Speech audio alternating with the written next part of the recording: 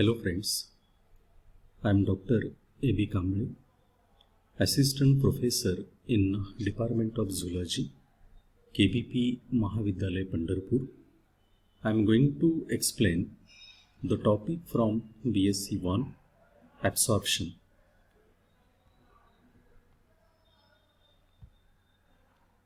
Absorption of digested food material occur by the process of active transport as well as by diffusion.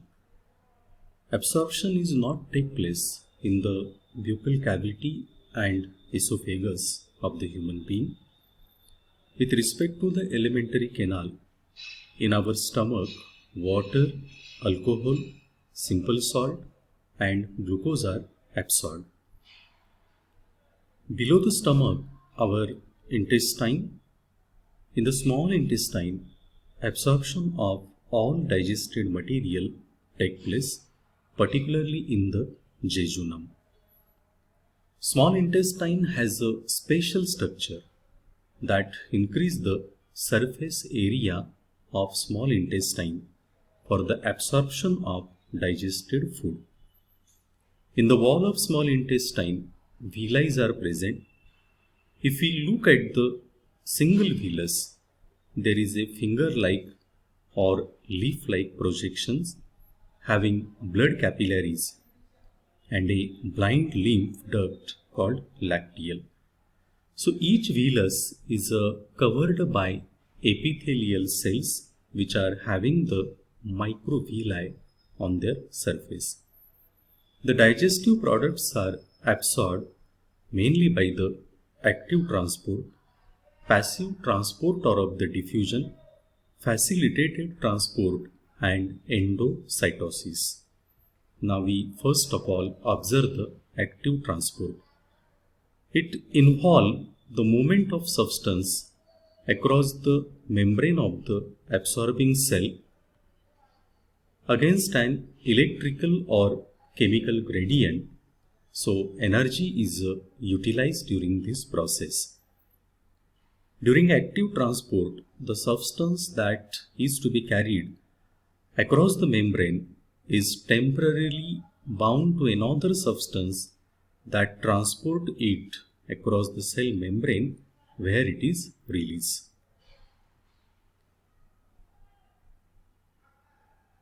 In a passive transport, the substance merely passes from an area of high concentration of the substance to an area of low concentration along a simple concentration gradient until a state of equilibrium is established on either side of the membrane.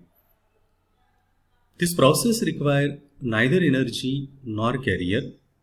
During facilitated diffusion, a carrier or protein molecule that is located on the outside of cell membrane binds with the substance that is to be carried across the membrane and carries it into the cell. This process does not require energy. Glucose, sodium and amino acids are absorbed actively. Now we will observe here how the absorption of carbohydrate is take place here. Essentially, all carbohydrates are absorbed in the form of monosaccharides. Glucose, fructose and galactose, these are the examples of the monosaccharide. A carrier protein in the epithelial cell of small intestine transport glucose into the cell, but glucose transport fails to occur if sodium transport is blocked. Thus, as the sodium diffuses into the cell, it drags the glucose along with it co-transport. Sodium is of considerable importance for the active absorption of glucose, galactose and the amino acid. Now we will observe here absorption of protein. Proteins are absorbed in the form of di and tripeptides and few free amino acids. This is also carrier mediated and requires the expenditure of energy, sodium is involved in the transport of amino acid. Now, regard with the fats are digested to form monoglycerides and free fatty acids. The product of lipase action are relatively insoluble in water, but they must be moved from the emulsion to the cells lining the intestine to be absorbed. This movement is facilitated by bile acid or bile salt, as they are interchangeably called. Thank you.